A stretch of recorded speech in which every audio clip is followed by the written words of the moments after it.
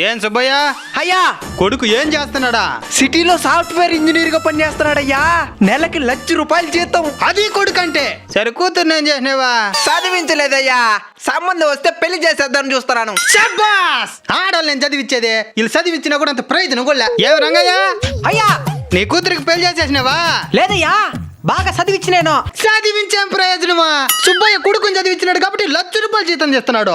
నీ కూతురు ఎంత సంపాదిస్తుంటుంది? నెలకే ఏదో 10,000 15,000 సంపాదిస్తుంటుంది. లేదయ్యా, రంగయ్య కొడుకు నా కూతురు పెట్టిన కంపెనీలోనే పనిచేస్తుండేది.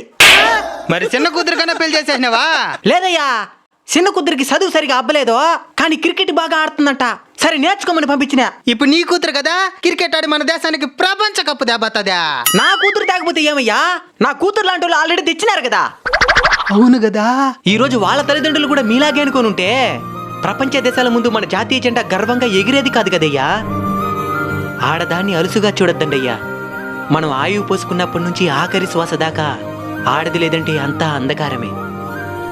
అయితే నా కూతురుని కూడా తనకి నచ్చిన మార్గంలోనే వెళ్ళనిస్తాను. మన మహిళలు ప్రపంచ విజేతలుగా నిలవడం పట్ల మీ అభిప్రాయాన్ని కామెంట్ చేయండి.